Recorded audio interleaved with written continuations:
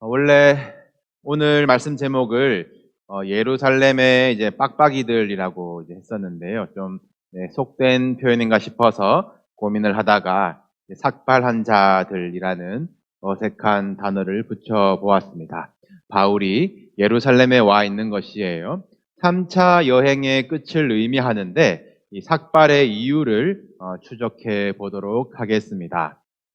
바울의 전도 여행이 계속될수록 눈에 띄는 변화들이 보입니다. 먼저 바울의 메시지는 점점 간단 명료해지지요. 예수는 그리스도. 이 말과 지혜보다 이 전도의 비밀인 복음만을 담대히 전하게 된 바울입니다. 또한 박해도 점점 커집니다. 복음이 왕성하면 원수의 저항도 커지는 거예요. 바울이 가는 곳마다 소동이 일어나고 목숨의 위협을 받기까지 이릅니다. 그러나 환난은 인내를, 인내는 연단을, 연단은 소망으로 연결시킬 줄 알게 된 바울이지요. 이 바울은 영원한 것에 소망을 두었습니다. 예루살렘으로 가지 말라고 하는 이들에게 말하는 유명한 구절, 우리 화면에도 있는데요. 오직 성령이 각 성에서 내게 증언하여 결박과 환난이 나를 기다린다 하시나 내가 달려갈 길과 주 예수께 받은 사명 곧 하나님의 은혜의 복음을 증언하는 일을 마치려 하면은 나의 생명조차 조금도 귀한 것으로 여기지 아니하노라. 이 상황의 메인자가 아니라 복음의 메인자이기 때문에 누구도 어떤 상황도 막을 수가 없게 되었습니다. 그의 사역마다 얼마나 놀라운 성령의 역사들이 일어나는지 바울의 손수건을 가져다가 병든 사람에게 얹으면 병이 낫고 악귀도 이제 말하기를 내가 예수도 알고 바울도 안다라고 말할 정도이고 또 설교 중에 이 졸다가 난간에서 떨어져 죽은 청년을 다시 살려내는 이적까지 일으킵니다. 이 기적의 끝판왕을 보는 것 같아요. 오늘 본문의 장면으로부터 25년 전에 이 무명의 아나니아의 안수를 받아서야 극적으로 눈의 비늘이 벗겨지고 바나바의 조수로 겨우 사역을 시작했던 때와 비교하면 바울은 지금 교계의 큰 거물이 되어 있습니다. 이제 그가 예루살렘으로 돌아왔습니다. 또 빈손으로 오지 않았어요. 우상 문화 속에서 놀랍게 성장한 이방 교회가 이 운영의 어려움에 빠진 예루살렘 교회를 위해서 헌금을 모았거든요. 그것을 전달하기 위해서 바울이 온 것입니다. 오늘 본문 직전에 보시면 바울이 예루살렘 근처에서 여장을 꾸렸다라고 하는데 이 말은 이 나귀와 같은 짐승을 탔다라는 말이거든요. 아주 의기양양한 모습으로 마음의 고향 예루살렘으로 들어오게 됩니다. 여러분 혹시 미국에서 직장 얻으시고 자리를 잡으셔가지고 오랜만에 고국에 이제 방문하실 때에 어깨에 힘을 좀 줘보신 기억이 있으시다면 혹시 가진 것보다 좀 더 있는 척 몇 턱을 쏘고 오시느라 돌아와서 고생하셨더라면 오늘 바울이 예루살렘으로 돌아오면서 가질 법했던 그의 그 위세가 공감이 되실 것입니다. 그간 이 바울과 예루살렘 교회의 관계를 되짚어 보겠습니다. 처음에는 바울이 예루살렘 교회에 끼지도 못했어요. 이 사람 예수쟁이 잡아넣으려는 그 속셈 가진 것 아닌가 배척받고 정체를 의심받았습니다. 그러다가 바나바가 보증을 서주고 이제 나서야 꼴랑 보름간 제자들과 교제할 수 있게 되지만 이내 바울의 옛 유대교 동료들 때문에 난리가 나서 먼 고향 다소로 좌천되게 되었어요. 이후 바울의 전도 여행을 후원한 교회도 예루살렘 교회가 아니라 안디옥 교회이고요. 사도행전 15장에는 유명한 이 예루살렘 사도회의가 나오는데 이 이방인에 대해서 할례 받지 아니한 자들에 대해서 그들의 구원에 대한 이 회의를 이제 했는데 바울도 그 회의에 참석을 하게 됩니다. 이 회의가 바울의 1차 전도 여행이 끝나고 우리가 함께 보셨던 아덴의 말쟁이 취급 당하기 직전이니까 이 바울이 자기 말의 지혜를 자랑하기, 논쟁하기 얼마나 좋아할 때입니까? 성경은 이 회의에서 그들 사이에 적지 아니한 다툼과 변론이 일어났다라고 해요. 이 회의의 결론은 이 교회의 이제 우두머리인 야고보의 중재로 우리 베드로의 유대인 사역과 바울의 이방인 사역, 우리 투트랙 사역으로 갑시다. 우리 서로 부딪히지 맙시다라는 정도로 이제 합의는 됐지만 아직 껄끄러운 상태입니다. 사도회의인데 바울 뭔데? 걔 사도 맞냐? 이런 자격 시비가 앞으로 바울의 사역 내내 따라다니게 되어요. 이 좋은 기억은 별로 없는 이 예루살렘 교회로 사도회의 후 7년 만에 이 수많은 이방교회의 파운더인 바울이 이방교회 동역자들을 거느리고 예루살렘에 나타났습니다. 이들이 예루살렘에 도착하니 형제들이 교인들 이야기를 하는데요. 형제들이 이제 기꺼이 영접하였대요. 도착 첫날은 환영을 받아서 여장을 풀고 이튿날 바로 예루살렘 교회의 리더인 야고보에게로 들어갑니다. 이 야고보는 이 예수님의 이 육신의 부모인 요셉과 마리아에서 태어난 이제 주의 동생, 예수님의 동생 되는 야고보예요. 바울과 그 일행이 예루살렘 첫 일정으로 예루살렘 교회 수장인 야고보에게 인사를 간 것입니다. 갔는데 예루살렘 교회 장로들도 다 있더라. 어떤 학자들은 유대 전통에 따라서 예루살렘 교회도 70 장로를 맞췄을 것이다 라고 하는데 어찌되었든 야고보에게 인사하는 자리에 이 교회의 모든 장로들 적지 않은 수가 모여 있습니다. 이 당연히 이제 무게감이 있는 모임이겠죠. 그림을 한번 그려보세요. 이방 교회의 어떤 대표단들과 예루살렘 교회의 대표단들이 이렇게 만났습니다. 이거 교회 이름만 빼면은 무슨 조직 야쿠자 이런 세력들이 만나서 뭐 상납회 하는 것처럼 보일 수도 있겠어요. 이 두 그룹 사이의 긴장감을 이제 느껴보시면 좋겠습니다. 바울이 무난합니다. 하나님이 자기의 사역으로 말미암아 이방 가운데서 하신 일을 낱낱이 말해요. 바울의 초점을 보세요. 주어는 하나님입니다. 하나님이 하신 일을 말해요. 자기의 사역이란 이 도구를 통해서 이방 가운데서 하신 일을 말합니다. 우리 설교의 표현대로 하면은 이제 증언하는 것이죠. 이때는 이미 이제 유대 디아스포라, 이제 유대인들이 모두 흩어졌기 때문에 지리적인 이방의 개념은 약하고요. 이방 가운데서 하신 일이라는 것은 이방인들에게 하신 하나님의 일이라는 것이 됩니다. 바울의 사역들을 기억해 보십시오. 바울은 늘 그 지역의 회당에서 사역을 시작했어요. 먼저는 유대인에게요, 그리고 헬라 이방인에게로다. 이것을 사역의 원칙으로 지켜왔는데 지금 예루살렘 교회에서 말할 때에는, 증언할 때에는 이방인에게 하신 하나님의 일을 중점적으로 말하고 있는 것이에요. 그것도 낱낱이 구체적으로 증언합니다.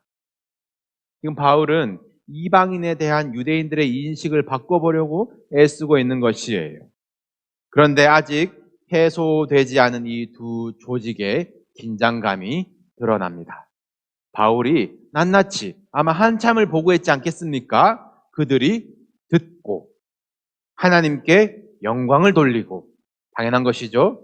그리고 바울에게 그동안 수고가 많았다 해주든지, 아니면 우리 예루살렘 교회는 이러이러한 일을 통해서 하나님의 일을 보았습니다, 같이 증언하며 은혜를 나누든지 하면 좋으련만 갑자기 화제가 확 돌아가는데요. 얘기 잘 들었고, 바울 근데 너 알지? 너 봤지? 우리 교인들 수만 명이 있는데 다 율법의 열성을 가진 자들이야. 그런데 소문이 돌더라. 너가 이방에 있는 유대인들에게 모세를 배반하고 아들들에게 할례를 행하지 말라고, 관습을 지키지 말라고 한다면서 은혜로웠던 분위기에 찬물이 확 끼얹어집니다. 지금껏 바울을 괴롭혀왔던 이 사실 아닌 거짓 소문들이 공격들이었고, 바울의 핍박의 원인들이었습니다. 그것이 갑자기 튀어나오는 것입니다. 예전에 바울 같았으면 7년 전 사도회의 때 논쟁처럼 이들을 설득한다던가 아니면 2차 전도여행 때처럼 옷에 먼지를 털어버리고 다시는 상종하지 않을 그 성격이겠지만 오늘 본문에는 바울의 목소리가 들리지 않습니다. 저는 참고 있는 바울의 표정이 보여요. 진짜 중요한 일을 위해서 별로 중요하지 않은 것의 치욕을 인내하는 세월을 거쳐 점점 예수님을 닮아가고 있는 바울의 표정이 보이시기 바랍니다. 야고보와 장로들의 말이 이어지는데요. 우리가 말하는 이대로 하라. 복종을 요구합니다. 그리고 이미 세팅해 놨어요. 우리에게 서원한 네 사람이 있다. 그들을 데리고 가서 유대 관습대로 결례를 행하고 그들의 비용도 네가 내고 머리도 깎아라. 그러면 너도 율법을 지켜 행하는 줄 우리 교인들이 알 것이다.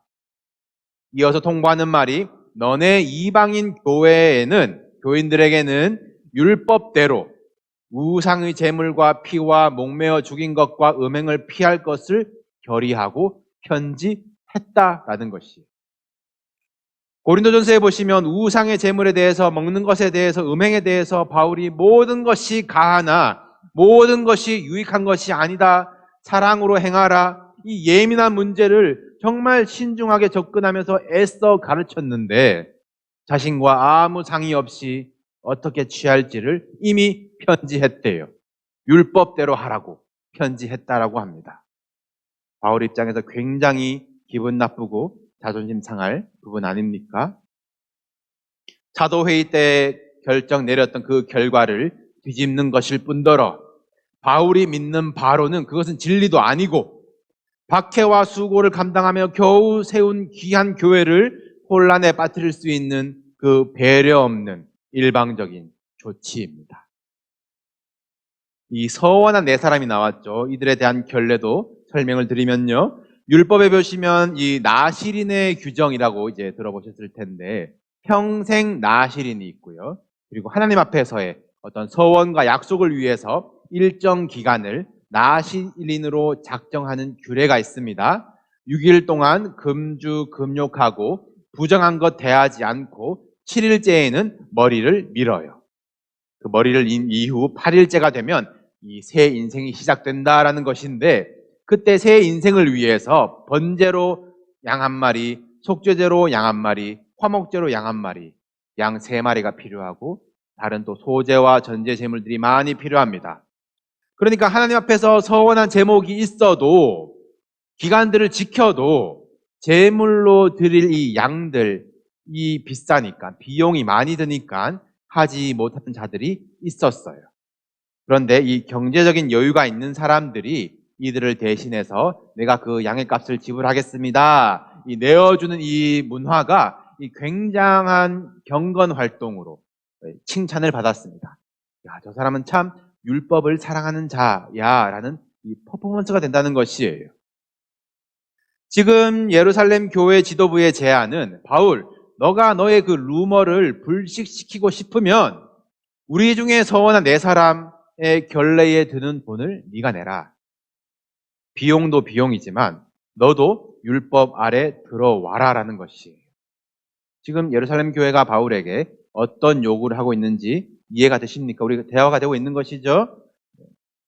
어떤 코멘터리는 이 야고보가 지금 바울이 받고 있는 오해를 풀어주기 위해서 타협점을 제시했다, 조언을 하였다라고 하는데 지금껏 바울은 살면서 오해를 푸는데 시간과 에너지를 낭비하지 않았어요. 때리면 그냥 맞고 갇히면 그냥 기도하고 그랬습니다. 저는 오늘 본문이 괜히 좀 삐딱하게 이 장자교회 예루살렘 교회가 어느덧 자신들을 역전한 이 이방 교회에 향해서 길들이기를 하는 것이 아닌가? 군기 잡는 것 아닌가? 그런 얄미운 마음이 들더라고요. 결례를 행해야만 바울의 어떤 그런 사역들이 증명되는 것입니까? 야고보가 권위가 있다면 그냥 광고 시간에 교인들에게 해명하면 될 일인데 야고보도 바울과 율법을 어떻게 생각하고 있는지 알 것 같습니다. 오로지 기도와 말씀에 열심이었던 초대 교회였는데 어느덧 율법의 열성인 교회라고 자랑 아닌 자랑을 하고 있는 모습이 안타깝지요. 어쩌면 참 굴욕적이고 자신의 신념을 뒤흔드는 이 요구에 대해서 바울의 목소리는 또 들리지 않습니다. 묵묵히 이튿날 서원했다라는 그 생면부지에 네 사람을 데리고 자신의 돈을 들여서 함께 결례를 행합니다. 바울도 같이 한 것이에요.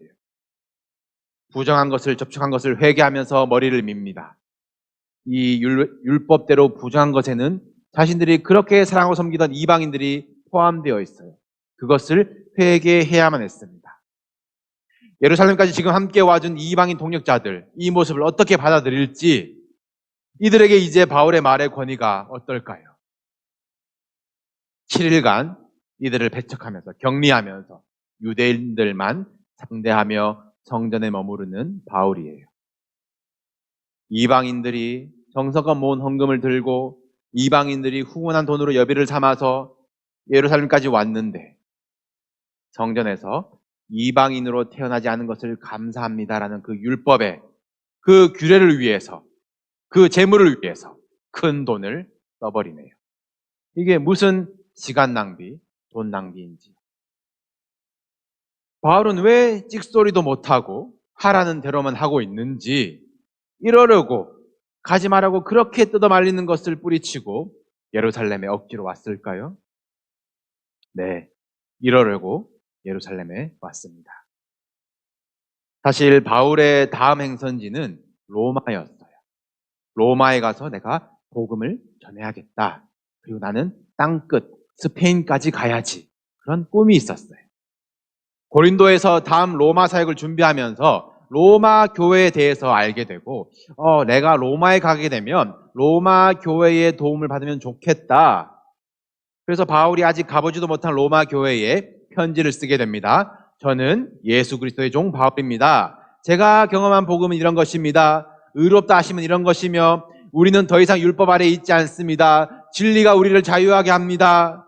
만나보지 못한 미래의 동역자들을 위해서 자신과 자신의 신앙을 상세히 소개한 편지가 바로 로마서입니다.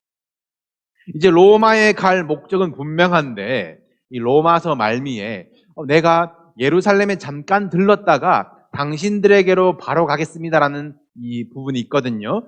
우리 그 장면을 함께 보시면 로마서 15장 25절로 32절, 우리 좀 길지만 바울의 예루살렘 방문과 모든 인내의 이유들이 담겨져 있어요. 우리 제가 읽겠습니다. 그러나 이제는 내가 성도를 섬기는 일, 9절을 말합니다. 일로 예루살렘에 가노니 이는 마게도냐와 아가야 사람들, 이방인들입니다. 이들이 예루살렘 성도 중 가난한 자들을 위하여 기쁘게 얼마를 연복, 헌금하였음이라. 우리 27절 건너뛰고 28절입니다. 그러므로 내가 이 일을 마치고 이 열매를 그들에게 확증한 후에 너희에게 들렀다가, 로마에 들렀다가 서바나, 스페인으로 가리라. 29절입니다. 내가 너희에게 나아갈 때에 그리스도의 충만한 복을 가지고 갈 줄을 아노라. 형제들아, 내가 우리 주 예수 그리스도와 성령의 사랑으로 말미암아 너희를 권하노니 너희 기도에 나와 힘을 같이 하여 나를 위하여 하나님께 빌어. 바울의 기도 제목 부탁이 나오는 것이에요. 31절 첫 번째 기도 제목이 나로 유대에서 순종하지 아니하는 자들로부터 건짐을 받게 하고, 두 번째 기도 제목이 또 예루살렘에 대하여 내가 섬기는 일, 구제를 성도들이 받을 만하게 하고, 세 번째 나로 하나님의 뜻을 따라 기쁨으로 너희에게 나아가 너희와 함께 편히 쉬게 하라. 이것이 바울의 부탁입니다. 바울이 지금 로마에 가는 일이 늦어지더라도 예루살렘으로 직접 오고자 하는 이유는 이 성도들을 섬기기 위한 이 헌금을 전달하기 위함인데요. 이것이 큰 돈이라서 믿을 만한 사람이 없어서 직접 온 것이 아닙니다. 기도 부탁하는 것을 보세요. 내가 섬기는 일, 헌금을 전달하는 일을 예루살렘 교회 성도들이 받을 만하게 기도해달라. 기도해야 될 문제였어요. 무슨 말입니까? 이방인들이 주는 돈 유대인들이 안 받을 수도 있기 때문입니다. 바울에게는 이것이 굉장히 중요한 일이었어요. 이 일을 마친 후에 바울이 바라는 열매는 그리스도의 충만한 복을 가지고 내가 갈 줄을 아노라. 조금 어려워지는데 잘 따라오시길 바랍니다. 바울의 교회론, 바울이 생각하는 교회의 핵심이 그리스도의 충만입니다. 교회는 그의 몸이니 만물 안에서 만물을 충만하게 하시는 이의 충만함이니라. 골로새서 말씀인데요. 쉽게 얘기하면 교회는 하나님의 구원 계획, 그 복음을 만물 가운데 충만히 드러내는 그리스도의 몸, 그것이 교회다라는 것이에요. 바울이 로마로 가기 전에 예루살렘에 굳이 들러서 일을 마치고 그 확증하고 싶었던 열매는 충만한 교회, 하나 되는 교회라는 것이에요. 유대인을 누구보다 잘 알고 있는 바울이 다시 로마의 박해 아래에서 민족주의로 율법의 열성으로 이 교회가 갈라지고 있다는 것을 보고 듣고 있습니다. 교회 안에서 갈라지고 담이 생기고 화평하지 못하는데 어떻게 복음의 능력이 만물에 충만할 수 있겠습니까? 세상 권력의 정점, 그 로마로 가기 전에 해결해야 할, 무장해야 할 중요한 키가 교회의 하나됨인 것이에요. 구제 헌금을 들고 가는 임무 너머로 이방인들과 유대인들, 이 중간에 막힌 담을 허무는 것이 바울의 사명이요, 그것을 위해서 기도해달라는 바울의 부탁입니다. 이 신생 이방인 교회에서 돈을 받는다라는 것이 유대인으로서 또 장자 교회로서 얼마나 자존심 상하는 일인 줄 잘 알기에 바울은 자신의 자존심도 완전히 꺾어서 한마디도 따지지 않고 나는 부정합니다, 회개하며 삭발하며 종의 형체까지 낮아지고 있어요. 그리스도의 남은 고난을 그의 몸된 교회를 위하여 내 육체에 채우노라. 바울의 고백입니다. 진정 그리스도 예수의 마음을 품은 자 바울이 되고 있어요. 예루살렘에 당당히 귀환하던 이 모습보다 훨씬 위대한 모습이 빡빡이 5명 중에 1명, 늙은 바울입니다. 여러분, 이 본문을 교회를 위해서, 조직을 위해서 개인이 희생하라, 그 정도 수준으로 들으시면 안 돼요. 복음을 위해서입니다. 영혼 구원을 위해서입니다.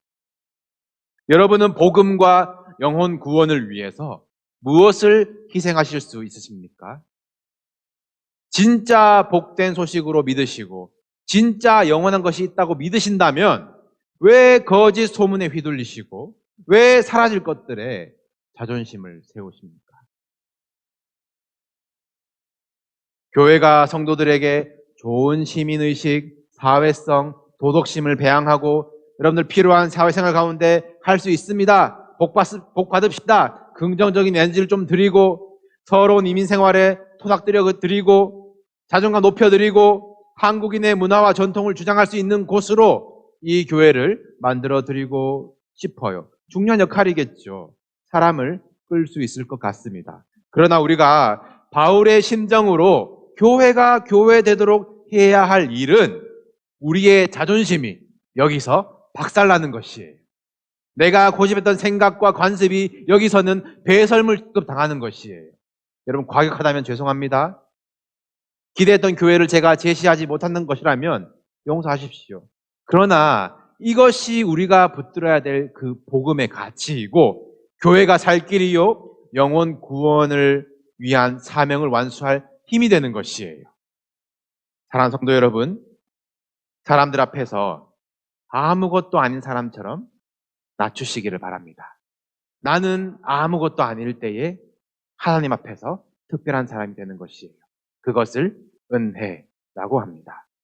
자랑했던 것, 집착했던 것들을 배설물로 여기시고 예수 그리스도를 아는 지식이 가장 고상함을 증거하시기를 바랍니다. 그렇게 예수를 닮아갑시다. 우리를 하나 되게 하는 것은 국적도 아니고 문화도 아니고 신학에 대한 이해도 아닙니다. 오로지 복음의 능력입니다. 복음 안에서 형제요, 자매로 우리가 서로 사랑하며 세월을 아껴 돌보며 하나가 되어야 되는 것이에요.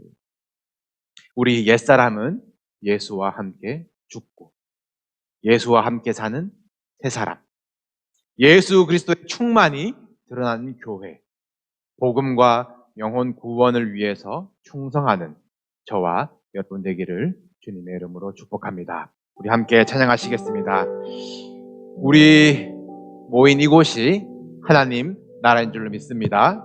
우리의 자존심을 버리고 가난한 마음으로 믿음으로 볼 수 있는 곳이 하나님 나라입니다. 우리 함께 그 나라 확장시켜 나가도록 우리 함께 찬양하시겠습니다.